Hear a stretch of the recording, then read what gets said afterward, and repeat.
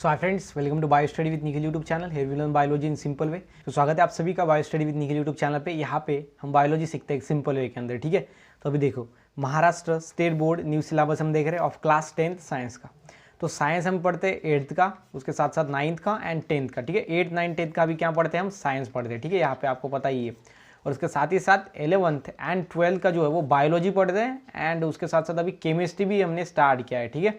बहुत सारे जो स्टूडेंट थे उनके जो कमेंट्स थे कि नहीं सर आप केमिस्ट्री पढ़ाओ, तो केमिस्ट्री पढ़ा रहे। तो आपका जो साइंस है ना, तो वो 3 पोर्शन के अंदर डिवाइड होता है। सबसे पहला होता है इसके अंदर फिजिक्स, मतलब अगर आपको 10 चैप्टर 3 इसके अंदर फिजिक्स के होंगे, 4 आपको बायो के होंगे एंड 3 आपको फिजिक्स केमिस्ट्री का होंगे, ठीक है। तो यहाँ पे जो है वो आपको अगर 10 चैप्टर है तो मतलब कि साइंस जो है वो 3 पार्ट्स के अंदर इसको डिवाइड होता ही है। इसके अंदर 3 मतलब कि टाइप्स के सब्जेक्ट की यहाँ पे चैप्टर्स होते हैं। फर्स्ट होता है केमिस्ट्री, देन होता है फिजिक्स, देन होता है बायोलॉजी, ठीक है। तो ये साइंस आपका क्या है, तो सिंपल में कंबाइन है, ठीक है। तो ये सिंपल में हम साइंस पढ़ाते हैं। तो चैप्टर नंबर 8 आज हम देखने वाले हैं, जिसका नाम है cell biology and biotechnology. In fact ये पार्ट हमने पहले ही शुरू कर दिया है। सो इसका पार्ट 1 एंड पार्ट 2 जो अच्छी तरीके से अपलोड हो चुका है, आप चैनल के प्लेलिस्ट में जाकर देख सकते हो, ठीक है। और ये आज हम देखेंगे इसका पार्ट नंबर 3, ठीक है। तो पार्ट नंबर 3 आज हम देखेंगे। पार्ट 1 एंड 2 अच्छी तरीके से ऑलरेडी अपलोड हो चुका है। ये बेसिक है, अगर ये नहीं देखोगे ना तो ये समझ में नहीं आएगा। इसलिए 1st एंड 2nd देखो फर्स्ट में, उसके बाद ये देखो आप, ठीक है। तो अभी तक आपने हमारे चैनल को सब्सक्राइब नहीं किया तो प्लीज़ चैनल को सब्सक्राइब करो एंड साथ ही साथ जो बेल आइकन है ना उसको भी हिट करो, बिकॉज ये नोटिफिकेशन आपको प्रोवाइड करेगा जब भी हम फ्यूचर में न्यू वीडियोस को अपलोड करेंगे related to class science, okay. उसके बाद जो है आप मुझे इंस्टाग्राम पे फॉलो कर सकते हो। अगर आपको कोई भी डाउट है रिलेटेड टू 10th साइंस तो आप वहाँ पे पूछ सकते हो। मैं आपका जो डाउट है, जो भी आपकी क्यूरीज है रिलेटेड टू 10th साइंस, वो आपको सॉल्व करने की पूरी कोशिश करूँगा या फिर करूँगा ही सॉल्व, ठीक है। उसके साथ ही साथ यहाँ पे आप टेलीग्राम ग्रुप ज्वाइन कर सकते हो। हमारा लगभग जो है 2000 के आसपास स्टूडेंट यहाँ पे ज्वाइन हो चुका है और आप भी हो सकते हो, ठीक है।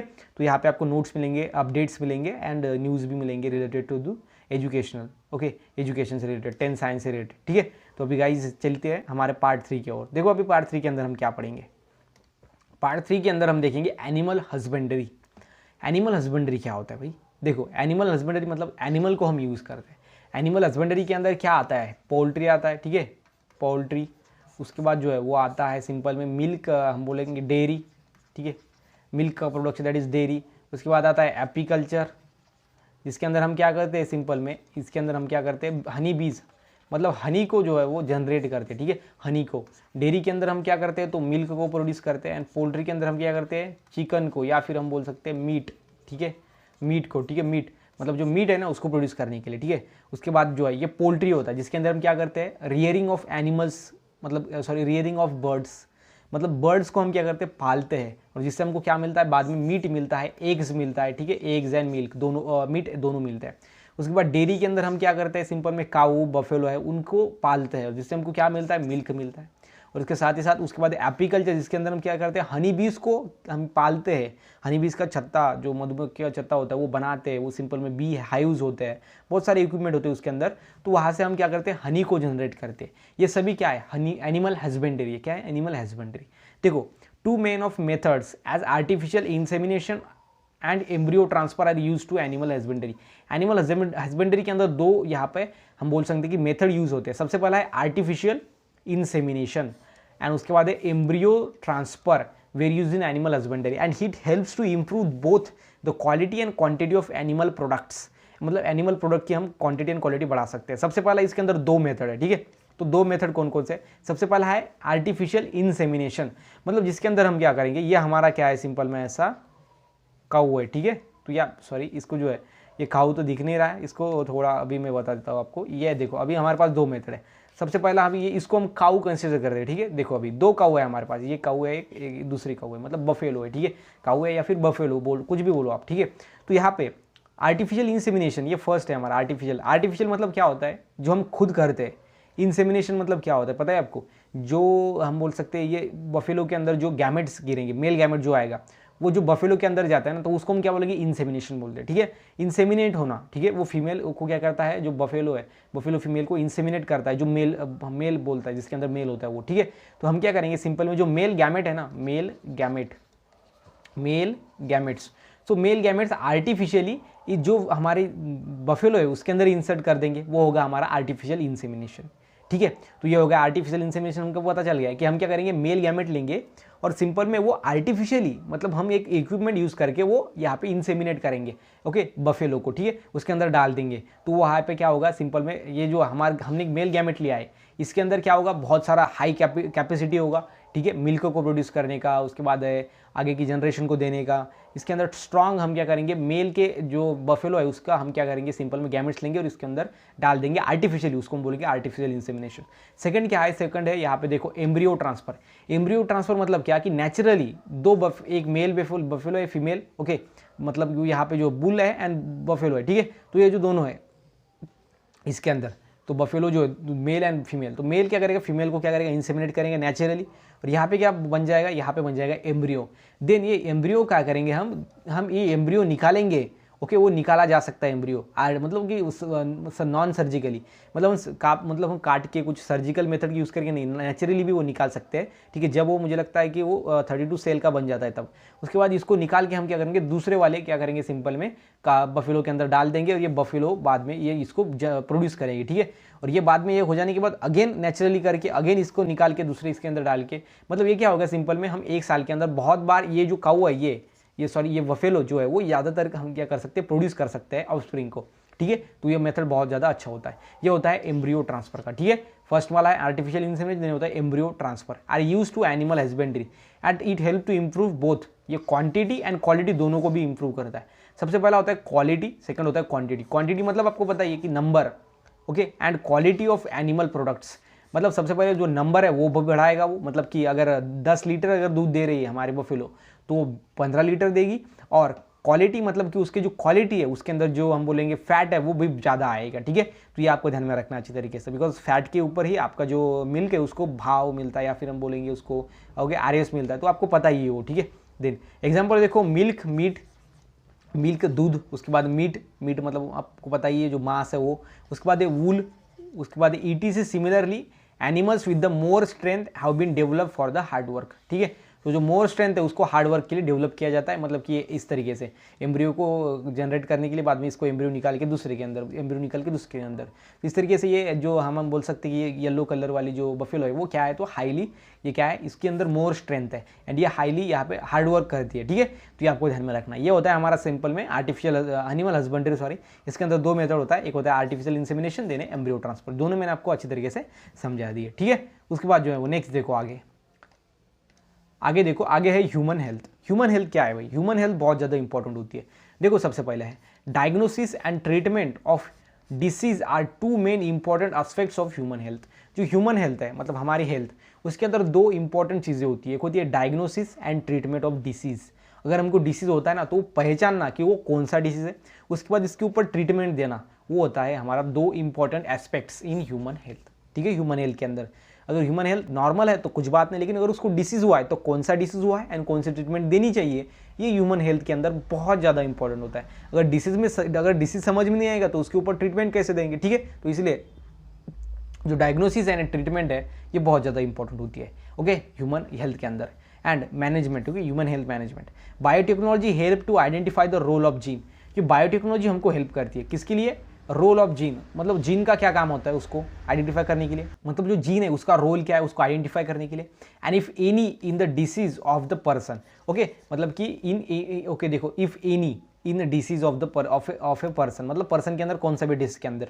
And diagnosis of the diabetes and the heart disease has become possible even before the onset of symptom, मतलब कि वो बिफोर, मतलब कि क्या हुआ सिंपल में, वो सिम्टम आने से पहले ही, ठीक है, ऑनसेट ऑफ सिम्टम्स बिफोर, ठीक है, वो हो सकता है, पॉसिबल है किसके अंदर, diagnosis of diabetes and heart disease के अंदर सिम्टम्स आने के पहले ही हम क्या कर सकते हैं, इसका इलाज कर सकते हैं with the help of biotechnology. क्यों, बिकॉज बायोटेक्नोलॉजी के अंदर हम इजीली पहले ही आइडेंटिफाई कर सकते हैं कि ये जो हमारे अंदर जो सेल है वो कैपेबल है या उसकी हम बोलेंगे उसकी जो इफिशिएंसी वो डिक्रीज हो रही है कि नहीं, मतलब डिक्रीज अगर उसकी इफिशिएंसी डिक्रीज हो रही है, वो अच्छी तरीके से काम नहीं करेगी तो हमको डिसीज प्रोड्यूस होगा, ये हमको पता है। तो इसलिए हम वो सेल को रिप्लेस कर देंगे, पहले ही डिसीज प्रोड्यूस नहीं होगा, ठीक है। तो diagnosis of the disease like AIDS, उसके बाद dengue can be done within the few minutes के अंदर हो सकता है। Hence treatment can be done at the earliest, लेकिन कब, जब ट्रीटमेंट अर्लीस्ट में हो। अगर बहुत जल्दी अगर ट्रीटमेंट की ना तो हमने ये फ्यू मिनट के अंदर ही जो डेंगू जो एड्स है वो डिसीज क्योर हो सकते हैं, ठीक है। And various medicine are used for the treatment of disease. Okay, example देखो, the hormone insulin is used to treatment of diabetes. जो डायबिटीज जिसको है उसके अंदर ये हार्मोन एक इंट्रोड्यूस किया जाता है, वो होता है इंसुलिन, और इसके इंसुलिन जो होता है ना वो डायबिटीज को यहाँ पे कंट्रोल करता है, ठीक है। And earlier insulin was being collected from the pancreas of the horses. Okay, जो पैनक्रियाज होता है ना, ये पैनक्रियाज ये ग्लैंड होती है। पैनक्रियाज क्या है, तो एक ग्लैंड होती है पैनक्रियाज। उसके अंदर आइलेट ऑफ लैंगरस ये पार्ट होता है, उसके अंदर दो सेल होते हैं, एक होता है बीटा सेल, एक दूसरा होता है अल्फा सेल। जो बीटा सेल होती है ना वो प्रोड्यूस करती है हमारे इंसुलिन को, और जो अल्फा सेल होती है वो ग्लाइकोजन को प्रोड्यूस करते हैं। अभी अल्फा सेल से हमें कुछ लेना देना नहीं है, हमको सिर्फ यहाँ पे किसके लेना है, यहाँ पे सिंपल में अल्फा नहीं बीटा सेल, ठीक है। तो पैनक्रियास के अंदर आइलेट ऑफ लैंगरस पार्ट होता है, उसके अंदर जो बीटा सेल होती है ना वो बहुत ज़्यादा इंपॉर्टेंट होती है, बिकॉज वो इंसुलिन का प्रोडक्शन करती है। और जो इंसुलिन है यहाँ पे वो इंसुलिन प्रोडक्ट हो जाने के बाद ये डायबिटीज़ के ऊपर अटैक करता है, मतलब डायबिटीज़ होता नहीं है अगर ये इंसुलिन अच्छी तरीके से प्रोड्यूस हुआ तो। अभी डायबिटीज़ कब होता है, अगर ये इंसुलिन अच्छी तरीके से नहीं प्रोड्यूस हुआ हमारे बॉडी के अंदर तो हमको क्या होता है, डायबिटीज़ होता है, ठीक है। तो ये बात आपको अच्छी तरीके से ध्यान में रखनी है। And insulin was being collected from the pancreas of horse. जो हॉर्स है उसके अंदर के जो पैनक्रियाज है उससे हम कलेक्ट करेंगे।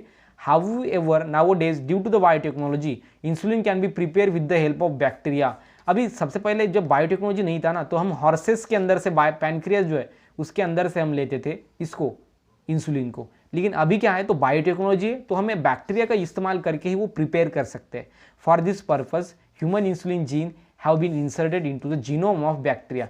सिंपल में इसके लिए हम क्या करते हैं, सिंपल में जीनोम लेते हैं बैक्टीरिया का, और उसके अंदर ह्यूमन इंसुलिन जीन जो जीन ह्यूमन के अंदर इंसुलिन प्रोड्यूस करता है वो जीन को सिंपल में ये बैक्टीरिया के अंदर जो है बैक्टीरिया जीनोम के अंदर डाल लेंगे, और जो बैक्टीरिया मल्टीप्लाई होता रहेगा और उसके साथ साथ हमारा जो जीन है इंसुलिन प्रोड्यूस करने वाला वो भी मल्टीप्लाई होता जाएगा और हमें जीन ज़्यादा से ज़्यादा मिल जाएगा, ठीक है। तो वो होता है यहाँ पे सिंपल में बायोटेक्नोलॉजी के अंदर। And various vaccines and antibiotics are also produce in this same way. और एंटीबायोटिक्स एंड वैक्सीन भी प्रोड्यूस हुआ है एक सेम वे के अंदर। ये जैसे हमने बैक्टीरिया के अंदर बैक्टीरिया के जीनोम के अंदर जीन डाला था, कौन सा, इंसुलिन प्रोड्यूस करने वाला, तो हमको इंसुलिन प्रोड्यूस करने वाले बहुत सारे जीन मिल गए, बिकॉज बैक्टीरिया जैसे जैसे रिप्लाई होगा इसका रेप्लिकेशन होगा, बढ़ेगा ये नंबर, उसी तरीके से हमारे इंसुलिन प्रोड्यूस करने वाले जीन भी बढ़ेंगे, ठीक है। तो इस तरीके से ये होता है हमारा ह्यूमन हेल्थ, ठीक है।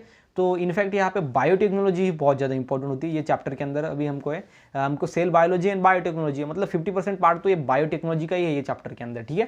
तो ये देखो आगे नेक्स्ट में देखो आगे क्या होता है। तो यहाँ पे देखो सिंपल के अंदर वैक्सीन एंड वैक्सीनेशन।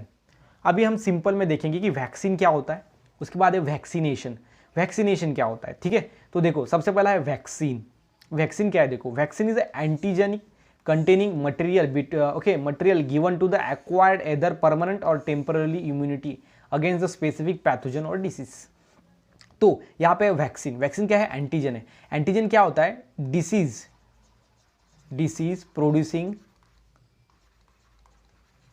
ओके हम बोलेंगे ऑर्गेनिज्म, जो डिसीज को प्रोड्यूस करता है ना वो होता है एंटीजन।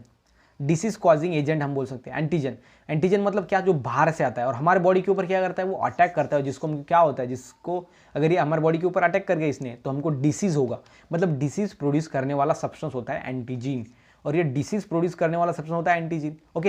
एंड इसके अंदर क्या होता है, एक्वायर्ड एदर परमानेंटली, और ये वैक्सीन के अंदर ही वही होता है। अभी एंटीजन आपको पता चल गया। उसके बाद होता है एंटीबॉडी। तो एंटीबॉडी क्या होती है, ये हमारे बॉडी के अंदर कुछ ऐसी इम्यूनिटी होती है जो क्या करती है, डिसीज को रेजिस्ट करती है, और वो होती है इम्यूनिटी। और इम्यूनिटी के अंदर क्या बनता है, एंटीबॉडी बनता है। क्या बनता है, एंटीबॉडी, ठीक है। तो बनता है एंटीबॉडी। तो एंटीबॉडी क्या होती है, ये हमारे बॉडी के अंदर प्रिपेयर होती है, और ये बॉडी के अंदर प्रिपेयर हो रही है, और उसके साथ ही साथ ये क्या करती है, ये एंटीजन के ऊपर ये काम करती है, एंटीजन को खत्म करने का काम करती है। एंटीजन बाहर से आने वाला सब्सटेंस होता है, डिसीज कॉजिंग सब्सटेंस होता है। उसके बाद जो एंटीबॉडी है ये हमारे बॉडी के अंदर ही बनती है, वो होती है एंटीबॉडी। और ये एंटीबॉडी जो है वो बनती है, कब बनती है, हमारे बॉडी की, देखो नेचुरली हमारे बॉडी की कैसे टेंडेंसी है। अभी अगर कोई नेचुरल के अंदर अगर किसी हम बोलेंगे एंटीजन अगर बाहर से आया, जो डिसीज कॉजिंग सब्सटेंस, उसने अगर हमारे बॉडी के ऊपर अटैक कर दिया तो पहले बार उसका इन्फेक्शन हमारे बॉडी को होगा, मतलब वो डिसीज होगा पहली बार।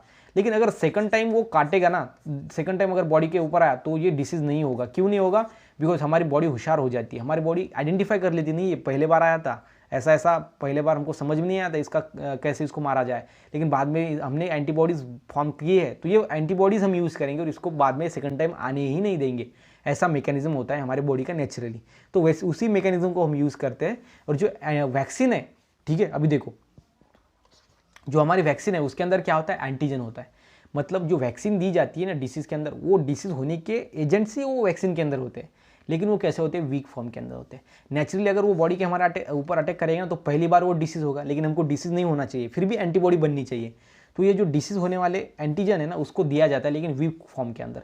और इसलिए ये एंटीजन जो है हमारी बॉडी के ऊपर अटैक करते हैं, लेकिन वो वीक फॉर्म में होते हैं, इसलिए हमको डिसीज़ नहीं होता, लेकिन हमारी बॉडी उसके अगेंस्ट एंटीबॉडी फॉर्म कर लेती है। ठीक है, तो ये ऐसा मैकेनिज्म होता है इसके अंदर। Then traditionally vaccines were prepare with the help of pathogens, मतलब disease causing substance, and completely और the partially kill pathogens were used in vaccines. एक तो कंप्लीटली किल हो गए पैथोजन, मतलब जिसको हम बोलेंगे क्या होंगे, ये सिंपल में जो है वो इमेच्योर होंगे, या फिर हम बोलेंगे इसको कि ये डीएक्टिव होंगे। ठीक है, कंप्लीटली और पार्शियली किल्ड पैथोजन के, मतलब इससे हमको डिसीज नहीं होगा, were use as vaccine. However due to this there were changes of the contracting of the disease in the case some persons, contracting the disease in some cases of some person. Hence the alternative scientists try to artificially produce vaccines with the help of biotechnology, मतलब biotechnology की help से हम क्या कर सकते हैं, ये vaccine को प्रोड्यूस करते हैं। ठीक है, and for this purpose scientist produce antigen in laboratory, वो लैबोरेटरी के अंदर एंटीजन प्रोड्यूस करता है जो डिसीज कॉजिंग सब्सटेंस होता है, with the help of gene isolated from the pathogen of the use in vaccine. जो पैथोजन है, जो डिसीज कॉजिंग सब्सटेंस है ना, उसको हम पैथोजन बोलते हैं। ओके, सो ये पैथोजन जो है ना, वो हम बोलेंगे सिंपल में यहाँ पे, उससे हम जीन को लेंगे और उससे हम क्या बनेंगे, हम एंटीजन को बनाएंगे। और जो एंटीजन है ना, वो इसको हम एक सिंपल में वैक्सीन के फॉर्म में यूज़ करेंगे, लेकिन वो यहाँ पर कैसा होगा, वो सिंपल में कम, उसका पावर बहुत ज़्यादा कम रहेगा। ठीक है, मतलब उनको डिसीज नहीं होगा। Okay, and is use and thus safer vaccine are being produce.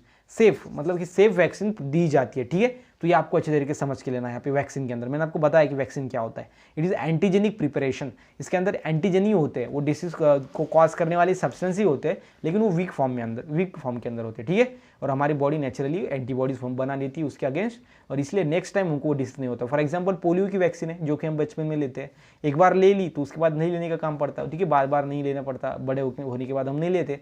क्यों नहीं लेते? बिकॉज उसके अंदर हमारी बॉडी के अंदर वो एंटीबॉडीज बन जाती है उसकी, और नेचुरली जो पोलियो का डिसीज हम बोलेंगे पैथोजन है, वो हमारे बॉडी के ऊपर अटैक करता है, लेकिन हमको डिसीज नहीं होता, बिकॉज बचपन में ही हमारे बॉडी ने उसको आइडेंटिफाई कर लिया है कि उसके ऊपर कैसा एंटीबॉडी यूज़ करना है। ठीक है, तो ये आपको अच्छे तरीके से समझ के लेना है। उसके बाद जो है नेक्स्ट देखो, now proteins which act as antigens are injected in the pure instead of the injecting the killed और सेमी किल्ड पैथोजन। नाउ हम क्या करते हैं, प्रोटीन ही हम इंसर्ट करते हैं एक्ट एज एंटीजन, जो एंटीजन का काम करता है। यहाँ पे हम क्या करेंगे, जो इन्फेक्शन को कॉज करने वाले सब्सटेंस है उसको नहीं देते, सेमी किल्ड और हम बोलेंगे सेमी मतलब हाफ किल्ड जो पैथोजेंस है, या फिर टोटल किल्ड मतलब पूरे किल्ड हुए हुए पैथोजन, या फिर हाफ किल्ड या फिर पैथोजन, इसको हम नहीं यूज़ करते। हम किसको यूज़ करते हैं, तो एक प्रोटीन को यूज़ करते हैं जो एंटीजन को फॉर्म करता है सिंपल में, इसलिए एंटीजन को यूज़ करने का काम ही नहीं पड़ता। And those proteins keep the person away from the disease, और ये प्रोटीन के कारण क्या होता है, ये सेमी किल्ड पैथोजन या फिर किल्ड टोटल किल्ड पैथोजन, इसको यूज़ करने का काम नहीं पड़ता, और ये डिसीज पर्सन को डिसीज से दूर रखता है by keeping the immunity active. Okay, inactive sorry, यहाँ पे क्या होगा, इम्यून सिस्टम एक्टिव, मतलब इम्यून सिस्टम को एक्टिव ही रहता है। दस injecting the antigen is safe way in the vaccination. So antigen जो है वो सेफ वे है यहाँ पर वैक्सीनेशन के अंदर। अगर हमने अगर ये सेमी किल्ड पैथोजन को यूज़ किया, मतलब वो डिसीज कॉजिंग सब्सटेंस है, लेकिन वो सेमी हाफ किल्ड है, लेकिन फिर भी अगर उन्हें असर दिखा दिया तो हमको डिसीज हो जाएगा ना, तो इसलिए पॉसिबिलिटीज यहाँ पे ज़्यादा होती है। इसलिए हम क्या करते हैं, प्रोटीन यूज़ करते हैं जो antigen as a antigen act करता है। ठीक है, मतलब एंटीजन हम यूज़ नहीं करते, तो प्रोटीन यूज़ करते हैं जो एंटीजन एज एक्ट करता है। ठीक है, वो सेफ है ज़्यादा, and this injecting the antigen is safe way in the vaccination. Vaccine produce with the help of biotechnology and are more thermostable and remain active for the longer duration. Thermostable मतलब क्या होता है, मैं बहुत बार बोलता हूँ कि 50% उस इन्फॉर्मेशन उसके नाम में ही मिल जाती है। थर्मो मतलब होता है हीट, एंड स्टेबल मतलब अगर ज़्यादा भी हीट हुई ना तो वो मतलब डेड नहीं होता, वो स्टेबल रहता है, जिंदा रहता है, वो होता है thermostable. And remain active for long duration, और लंबे समय तक ये एक्टिव रहता है। एग्जाम्पल देखो, vaccine of polio and hepatitis, इसके अंदर एक हम क्या बोलते हैं, प्रोटीन यूज़ करते हैं एज ए एंटीजन, एंड वो जो है वो सिंपल में थर्मोस्टेबल होता है एंड लॉन्ग ड्यूरेशन वो चलता है। ठीक है, उसके बाद जो है इसके अंदर टाइप है एक, वो है यहाँ पे देखो ईडिबल वैक्सीन। ठीक है, तो ईडिबल मतलब जो खाते हैं हम, वो होती है edible vaccine. Then work on production of edible vaccine in progress, मतलब चालू है, ईडिबल वैक्सीन पे वर्क चालू है। एंड परमानेंट, ओके देखो यहाँ पे sorry, presently potatoes are been produce with the help of biotechnology. Biotechnology से हमने क्या किया है, पोटैटोज प्रोड्यूस किया गया है, and this potato are called as transgenic potato. इसको हम क्या बोलेंगे, ट्रांसजेनिक पोटैटो बोलेंगे। क्यों? Because this potato will act against bacteria like the Vibrio cholerae. ये जो बैक्टीरिया है उसके अगेंस्ट वो काम करेगा, मतलब ये बैक्टीरिया का इसके ऊपर कोई भी इफेक्ट नहीं होगा पोटैटो के ऊपर। उसके बाद इशेरियन कोलाई, ये सेकंड बैक्टीरिया है हमारा, इसके अगेंस्ट जो है वो ये दोनों बैक्टीरिया ये पोटैटो के ऊपर कुछ भी इफेक्ट नहीं प्रोड्यूस कर सकते। उसके बाद consumption of these raw potato generates the immunity against the chlorella. और जो अगर ये हमने पोटैटो खाए, ठीक है, तो ये पोटैटो के अंदर क्या है, सिंपल में देखो, ये इसके अंदर ऐसी कैपेसिटी है जो ये विब्रियो क्लोरेला एंड यहाँ पे इशेरियन कोलाई ये बैक्टीरिया को क्या कर सकती है, रेजिस्ट कर सकती है। अगर वो पोटैटो हमने खाए तो वो पोटैटो के अंदर क्या है, generate the immunity against cholera. ये क्लोरेला के अगेंस्ट हमारे बॉडी के अंदर वो इम्यूनिटी डेवलप हो जाएगा। And this disease cause due to the E coli. Because जो ई कोलाई से डिसीज कॉज होगा, what will happen if this potato are cook for consumption. अगर हमने खाए इसको कंजप्शन, लेकिन कुक किया, उसको बनाया, तो क्या होगा, देखो सिंपल में यहाँ पे देखो, अभी सिंपल में क्या होता है कि देखो कैसे हम बनाते हैं ये, अभी जो पोटैटो है ना वो कैसे बनाते हैं, देखो, inject virus in the plant. सबसे पहले क्या करते हैं, वायरस को प्लांट के अंदर इंजेक्ट करते हैं। ये ट्रांसजेनिक प्लांट वायरस, ये ट्रांसजेनिक प्लांट वायरस है, ये क्या है, isolation of desire gene from the human pathogen. ठीक है, ह्यूमन का जो पैथोजन है उससे हम क्या करेंगे, एक जीन को लेंगे, उसके बाद ये देखो ये इधर हमने ऐड किया उसको, उसके बाद क्या करेंगे, virus infect the piece of the potato leaves. जो वायरस है वो पोटैटो लीव्स के ऊपर क्या करेगा, इन्फेक्ट करेगा। Then entire leaf is developed from the leaf piece containing genes for the human pathogen. और इससे हम क्या करेंगे, एंटायर जो प्लांट है उसको डेवलप करेंगे। और किससे होता है, with the help of tissue culture, मैंने आपको बताया। ठीक है, उससे हम क्या करेंगे, एक होल प्लांट को डेवलप करेंगे।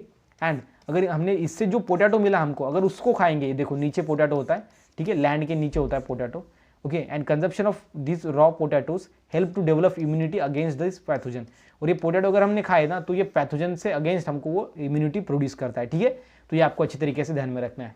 ठीक है, यहाँ पे क्या किया हमने, जो डिजायर्ड जीन्स होते हैं, isolation of desired gene from human pathogen, isolate किया, उसको प्लांट के अंदर डाला। उसके बाद जो लीव्स है उसको लीव्स को उन्होंने इन्फेक्ट किया, और ये लीव्स से हमने फिर प्लांट बनाया। और ये प्लांट के अंदर जो हमको पोटैटो मिले, ये पोटैटो के अंदर अगर हमने इसको कंजर्व किया तो हमारे बॉडी के अंदर इम्यूनिटी डेवलप होगा ये पैथोजन से लड़ने की। ठीक है, तो ये आपको अच्छी तरीके से यहाँ पे समझ के लेनी है। उसके बाद जो है वो नेक्स्ट देखो, उसके बाद है ट्रीटमेंट एंड इंटरफेरॉन।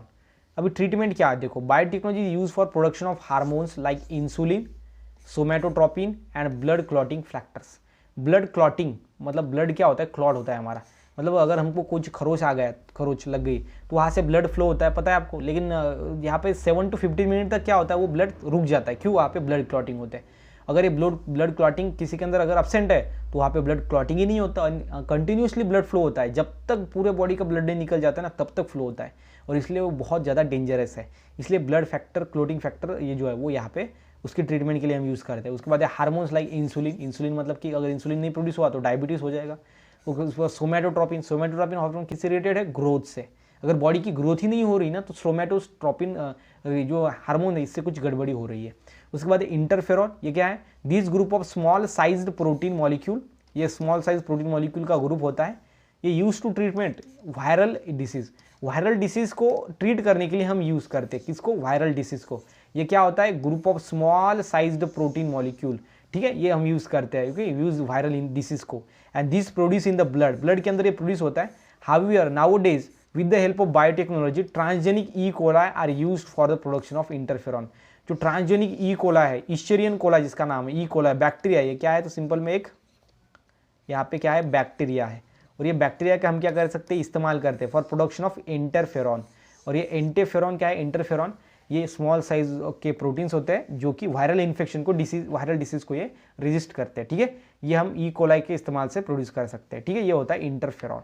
उसके बाद जो आगे देखो नेक्स्ट, उसके बाद जो यहाँ पे नेक्स्ट देखो जीन थेरेपी। ठीक है, अभी देखते हैं gene therapy. Gene therapy to treat the genetic disorders in the somatic cell. Okay, somatic cell मतलब क्या होता है, बॉडी सेल, जिससे बॉडी बनती है ना हमारी, उसको हम बोलते हैं सोमैटिक सेल। और उसके बाद दूसरे होते हैं गैमेटिक सेल, जिससे गैमेट्स बनता है, वो होते हैं गैमेटिक सेल। ठीक है, तो जो जीन थेरेपी है यहाँ पे देखो, gene therapy to treat genetic disorder, ऐसे डिसऑर्डर जो जेनेटिक्स है, मतलब कि जो एक जनरेशन से, मतलब पेरेंट्स से लेकर वो ऑफस्प्रिंग में ट्रांसफर हो रहे हैं ना, उसको हम बोलते हैं जेनेटिक डिसऑर्डर। और ये जेनेटिक डिसऑर्डर जो है, इसके ऊपर जो है हम क्या कर सकते हैं, जीन थेरेपी का इस्तेमाल कर सकते हैं। And has become possible due to the biotechnology, और बायोटेक्नोलॉजी के इस्तेमाल से ये पॉसिबल हो रहा है। For example a phenylketonuria that is PKU, क्या बोलते हैं PKU, arise due to genetic changes in the hepatocytes. Hepatocytes क्या होती है, लीवर सेल होती है, और लीवर सेल के अंदर क्या होता है, जेनेटिक चेंज आता है, जेनेटिक इसके अंदर जो स्ट्रक्चर होता है ना वो चेंज होता है, जेनेटिक मेकअप।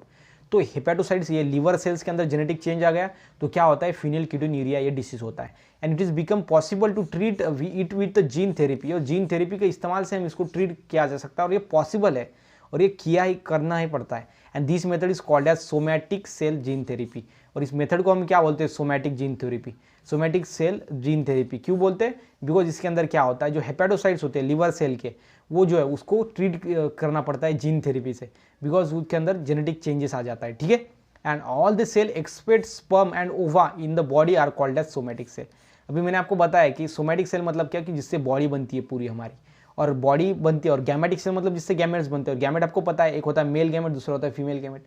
मेल गैमेट होता है स्पर्म, उसके बाद फीमेल गैमेट कौन सा होता है, ओवा, मतलब ओवा का मतलब होता है ओहम, ठीक है। ओवम होता है फीमेल गैमेट, स्पर्म होता है मेल गैमेट। यही सिर्फ और सिर्फ गैमेटिक सेल होते हैं, ठीक है, गैमेटिक सेल, ठीक है, आपको ध्यान में रखना है गैमेटिक सेल्स। तो गैमेटिक सेल्स मतलब जिससे गैमेट बना है, और सोमैटिक सेल स्पर्म एंड ओवा को छोड़ के जो भी जिससे बना है वो होता है सोमैटिक सेल। स्पर्म एंड ओवा को छोड़ के बाकी के सभी सोमैटिक सेल से बनते हैं, ठीक है। ये आपको अच्छी तरीके से समझ के लेना है, ठीक है। उसके बाद देखो क्लोनिंग। क्लोनिंग देखो, production of replica of any cell. So cloning क्या है, रेप्लिका। रेप्लिका मतलब क्या होता है, उस एग्जैक्ट उसके ही सिमिलर दूसरा वाला, उसको बोलेंगे replica of any cell, organ और entire organism is called as cloning. Cloning में क्या कर सकते हैं हम, एक ही सेल, एक दो ऑफ, देखो एनी सेल मतलब एक सेल के जैसे ही दूसरी सेल, एक ऑर्गन के जैसा ही दूसरा ऑर्गन, उसके बाद एक एंटायर ऑर्गेनिज्म के जैसा ही दूसरा ऑर्गेनिज्म बना सकते हैं, उसको हम क्या बोलते हैं, क्लोनिंग बोलते हैं। सिंपल में डुप्लीकेट बना देते हैं, ठीक है, वो होता है हमारा क्लोनिंग। उसके बाद देखो देन है रिप्रोडक्टिव क्लोनिंग। रिप्रोडक्टिव क्लोनिंग में क्या होता है, a clone can be produce by the fusion of nucleus of the somatic cell with the enucleate ovum of the any body, sorry, okay, मतलब कि अनन्यूक्लिएटेड ओवम जो होता है ना, उसके अंदर हम ये सोमैटिक सेल को क्या करेंगे, nucleus of somatic cell and enucleated ovum, इसको फ्यूज करेंगे, एंड इससे हम क्या बनेंगे बाद में, इसको बोलेंगे reproductive cloning. And thus there is the no need of sperm to produce the new organism. मतलब सिंपल में क्या होता है, नॉर्मली क्या होता है, देखो स्पर्म होता है, प्लस हम क्या करते हैं सिंपल में, ओहम जो है वो हम यूज़ करते हैं, ओके। लेकिन यहाँ पे सिंपल में ये स्पर्म नहीं यूज़ होगा, स्पर्म हम यूज़ ही नहीं करेंगे, हम क्या करेंगे, सिर्फ ओहम करेंगे use and somatic cell, ovum and somatic cell. Ovum जो सोमैटिक सेल है उसके न्यूक्लियस के अंदर जो ओहम है उसको ऐड कर देंगे, उसको हम बोलेंगे रिप्रोडक्टिव क्लोनिंग, और जिससे बाद में न्यू ऑर्गेनिज्म मिलेगा वो होगा क्लोनिंग, मतलब होगा रिप्रोडक्टिव क्लोनिंग, ठीक है। तो ये आपको अच्छी तरीके से समझ के लेना है। और यहाँ पे ऊपर में है डू यू नो के अंदर देखो अभी क्या है, do you know, so Indian institute of science has develop a transgenic variety of tobacco. ये जो टोबैको है ना, टोबैको, इसकी ट्रांसजेनिक वैरायटी को डेवलप किया है। And it kettles feed upon leaves of this plant, they do not contract a viral disease. और यहाँ पे देखो रेंडर पेस्ट, ये जो रेंडर पेस्ट है ना, ये डिसीज उनको नहीं होगा जो कैटल्स जो ऑर्गेनिज्म, जो कैटल होते हैं ना, जो जिसके अंदर काऊ है, बफेलो है, अगर इसने अगर ये टोबैको प्लांट को खाया तो इसको जो लीव्स है, जो फूड इसके लीव्स को खाते हैं, ऐसे कैटल्स जो खाते हैं उनके अंदर जो कॉन्ट्रैक्टल वायरल डिसीज नहीं होगा, ऐसा टोबैको का प्लांट जो है वो डेवलप किया है, ठीक है, इंडियन इंस्टीट्यूट ने साइंस के, ठीक है। ये आपको अच्छी तरीके से समझ के लेना है। पहले कैसा होता था, जो टोबैको प्लांट है उसके अगर लीव्स खाए तो कटल को डिसीज हो जाता है, ठीक है, रेंडर पेस्ट। लेकिन अभी नहीं होता, बिकॉज हमने क्या किया है, टोबैको ट्रांसजेनिक प्लांट बनाया है टोबैको का, ठीक है। उसके बाद जो है ये समझ के लेना है आपको। उसके बाद नेक्स्ट देखो आगे है थेराप्यूटिक क्लोनिंग, ठीक है। अभी रिप्रोडक्टिव क्लोनिंग हमने देख ली, क्लोनिंग के अंदर दो टाइप है। सबसे पहला है रिप्रोडक्टिव क्लोनिंग। क्लोनिंग आपको पता है, किसी भी सेल को, किसी भी ऑर्गेनिज्म को या फिर किसी भी जीन को हम क्या कर सकते हैं, रेप्लिकेट कर सकते हैं, उसी के जैसा दूसरा बना सकते हैं, ठीक है, उसको हम बोलते हैं रेप्लिकेशन, या फिर सिंपल में हम डुप्लीकेट बना सकते हैं। और ये क्लोनिंग दो टाइप का होता है रिप्रोडक्टिव क्लोनिंग, दूसरा होता है थेरेप्यूटिक क्लोनिंग। रिप्रोडक्टिव क्लोनिंग के अंदर हम क्या करते हैं, सिंपल में यहाँ पे स्पर्म की नीड नहीं होती, हम क्या करते हैं, सिंपल में ओवा के अंदर सोमैटिक सेल का न्यूक्लियस फ्यूज कर देते हैं और जो ऑर्गेनिज्म मिलता है उसको हम बोलते हैं रिप्रोडक्टिव क्लोनिंग, ठीक है। अभी थेरेप्यूटिक क्लोनिंग के अंदर क्या होता है, देखो स्टेम सेल्स, इसके अंदर हम यूज करते हैं स्टेम सेल्स। स्टेम सेल्स क्या होता है भाई, अभी स्टेम सेल तो नया वर्ड आ गया सर यहाँ पे, गैमेटिक सेल, सोमैटिक सेल पता है, अभी स्टेम सेल क्या है। सो जो सोमैटिक सेल है जिससे बॉडी बनती है, जो गैमेटिक सेल है जिससे गैमेट्स बनते हैं। अभी स्टेम सेल्स क्या है, तो एक ऐसी सेल्स होती है वो किसी भी टाइप के सेल के अंदर ट्रांसफॉर्म हो सकती है, वो होती है स्टेम सेल। मतलब ये स्टेम सेल नर्व सेल्स के फॉर्म में ट्रांसफर हो सकती है। ये स्टेम सेल जो है वो बाद में बॉडी सेल के अंदर ट्रांसफॉर्म हो सकती है। ये स्टेम सेल जो है बोन सेल के अंदर फॉर्म हो सकती है, मतलब ट्रांसफॉर्म कर लेती है खुद को किसी भी सेल के अंदर, वो होती है stem cells. And can be derived from the cell okay cell form in the laboratory by the onion of the somatic cell nucleus. और ये कहाँ पे यहाँ पे डेवलप हुआ है? ओके ये फॉर्म कर सकते हैं हम by the laboratory by the union of the somatic cell nucleus. मतलब हम क्या करेंगे, सोमैटिक जो सेल है हमारी जिससे बॉडी बना है ना, वो होता है सोमैटिक सेल। उसको हम क्या बोलेंगे, सिंपल में हम उसको बोलेंगे सोमैटिक सेल। और ये जो सोमैटिक सेल रहेगा ना, तो ये सोमैटिक सेल का जो न्यूक्लियस है उसको फ्यूज करेंगे with the enucleated egg cell. मतलब egg cell and somatic cell nucleus, ये दोनों को हम क्या करेंगे, सिंपल में यहाँ पे फ्यूज करेंगे। ये आपको ध्यान में रखना है। यहाँ पे देखो सिंपल में आपको बता देता हूँ क्या करना है आपको। सोमैटिक जो सेल है, सोमैटिक सेल, इसको फ्यूज करना है, इसके न्यूक्लियस को with the egg cell, egg cell, ठीक है। उसके बाद देखो disease can be treated with the help of them stem cells. और यहाँ पे देखो वेरियस डिसीज, अभी ये उसको हम बोलेंगे थेरेप्यूटिक क्लीनिंग, ठीक है। इसको हम क्या बोलेंगे, थेरेप्यूटिक क्लीनिंग, ठीक है। सोमैटिक सेल के न्यूक्लियस को फ्यूज कर दिया एक सेल के न्यूक्लियस के साथ। लेकिन अभी जो हमारा रिप्रोडक्टिव क्लोनिंग था ना, इसके अंदर देखो ई न्यूक्लिएटेड ओवम है। ई न्यूक्लिएटेड ओवम मतलब जिसके अंदर न्यूक्लियस नहीं है, ऐसा ओवम, ठीक है। ये आपको इसके अंदर डिफरेंस ध्यान में रखना है। देन अभी देखो आगे देखो नेक्स्ट में देखो disease can be treated with the help of the stem cells. मतलब वेरियस बहुत सारे डिसीज ट्रीट कर सकते हैं हम with the help of stem cells. And similar to the cells genes can also be clone and millions of the copies of the same gene can be produce. जैसा हम क्या कर सकते हैं, सिंपल में सेल का एक कॉपी का बहुत सारा कॉपी बना सकते हैं, उसी तरीके से एक जीन को हम बहुत सारे जीन के अंदर ट्रांसफर कर सकते हैं, उसकी कॉपीज बना सकते हैं। Okay and those can be use for the gene therapy, और उनको हम जीन थेरेपी के अंदर यूज कर सकते हैं एंड अदर पर्पस के अंदर भी यूज कर सकते हैं। उसके बाद देखो controlling the inheritance of the heredity, okay disease. Then उसके बाद एक continuation of the generation enhancing the specific tendency may become possible due to the cloning technique. अभी देखो controlling the inheritance of heredity disease, मतलब कुछ ऐसे disease होते हैं जो पेरेंट्स से ऑफस्प्रिंग में चले जाते हैं, बाद में उसके ऑफस्प्रिंग अगेन वो पेरेंट्स बन जाएंगे, उसके बाद नेक्स्ट जनरेशन में चले जाएगा। ऐसा डिसीज ट्रांसफर हो जाता रहता है और ये कंटिन्यूशन होता है जनरेशन का। एंड यहाँ पे क्या होता है, enhancing the specific tendency may become possible due to the cloning technique. ये क्लोनिंग टेक्निक के बाद हम इसको ऐसी कैपेसिटी डेवलप कर सकते हैं जो उसको डिसीज होगा ही नहीं। And however this is world wide क्या है, ऑपोजिशन है to human cloning on the various issue. तो वर्ल्ड वाइड क्या है, तो अपोजिशन है, हम क्लोनिंग नहीं कर सकते to the human cloning on various issues है, ठीक है। बहुत सारे मुद्दे हैं वहाँ पे, तो आप देख सकते हो world wide opposition to the human cloning on the various issue. आप यहाँ पे अगर ऐसा डालोगे ना तो आपके पास बहुत सारा बड़ा आर्टिकल निकल के आएगा, वो आप पढ़ सकते हो आराम से, ठीक है। मतलब यहाँ पे इशूज है बहुत सारे, हम नहीं कर सकते, ठीक है। तो ये थेरेप्यूटिक क्लोनिंग है सॉरी। उसके बाद जो है नेक्स्ट देखो आगे है see the proteins produced by the biotechnology and the names of the disease में आर यूज अगेंस्ट। मतलब ये क्या है, तो सिंपल में सी द प्रोटीन्स, ये प्रोटीन्स है प्रोड्यूस हुए हैं with the help of biotechnology. सबसे पहला कौन सा है, इंसुलिन। सबसे पहला कौन सा है, इंसुलिन। ये इंसुलिन प्रोटीन क्या है, तो प्रोड्यूस हुआ है, ठीक है। And the names of the disease कौन सा है, डायबिटीज। अगर डायबिटीज डिसीज होता है तो इंसुलिन जो है वो अच्छी तरीके से काम नहीं कर रहा, ये आप सिंपल में समझ लो। और ये इंसुलिन जो है करेले के अंदर ज़्यादा होता है, मतलब जिसको डायबिटीज़ है ना, मीठा खाता नहीं है लेकिन वो करेला बहुत ज़्यादा खाता है, बिकॉज उसके अंदर क्या जो है इंसुलिन मिलता है। ओके तो वो इंसुलिन जो है वो मिलता है वहाँ पे। उसके बाद जो है नेक्स्ट देखो यहाँ पे, उसके बाद है नेक्स्ट सोमैटोस्टैनिन। ओके सोमैटोस्टैनिन जो है वो एक प्रोटीन है जो डॉर्फिनिज्म मतलब क्या कि हाइट बढ़ती नहीं है, ठीक है। इस डिसीज के अंदर क्या होता है, हाइट ही बढ़ती नहीं है, बहुत ज़्यादा छोटे रहते हैं बच्चे, वो होता है डॉर्फिनिज्म, ठीक है, डॉर्फिनिज्म। उसके बाद इसके अपोजिट होता है गिग्नेटिज्म। गिग्नेटिज्म के अंदर क्या होता है, बहुत कम समय के अंदर बहुत ज़्यादा हाइट बढ़ जाती है, वो भी एक डिसीज़ है, ठीक है। मतलब बच्चे जो है बहुत ज़्यादा मतलब 16-17 जो साल के होते हैं, 16-17 साल के, और वहाँ पे क्या होता है जो हाइट है उनकी बहुत ज़्यादा बढ़ जाती है, वो गिग्नेटिज्म डिसीज होता है, ठीक है। उसके बाद जो ये सेकंड हो गया सोमैटोस्टैनिन। उसके बाद इरिथ्रोपोइटिन, ये जो है वो एनीमिया होता है, ठीक है। ये एनीमिया मतलब क्या होता है, हमारा जो आरबीसी है उसके अंदर ये डिसीज होता है एनीमिया। उसके बाद जो है फैक्टर 8 कौन सा है, हीमोफिलिक मतलब ये फैक्टर एक, ये को हीमोफिलिक क्या है, हीमोफीलिया एक डिसीज है जिसके अंदर क्या होता है, ब्लड कंटिन्यूसली फ्लो होता है, ब्लड जो है ना वो कंटिन्यूसली फ्लो होता है। अभी देखो नॉर्मल क्या होता है, जो हमारा कैपेसिटी है ब्लड, अगर खरोच लग गया है तो वो क्लॉट हो जाता है, वहाँ पे जम जाता है ब्लड, और बाद में ब्लड जो फ्लो होना स्टॉप हो जाता है विदिन 5 to 15 मिनट्स।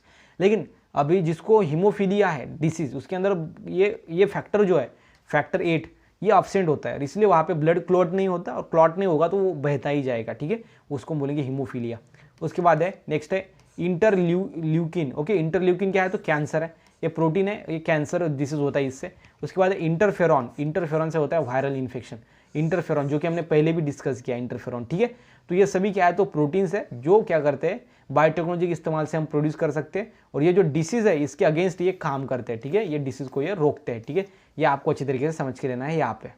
उसके बाद जो लास्ट है स्लाइड हमारे इस पार्ट के ऊपर की, वो है industrial products and the wide biotechnology.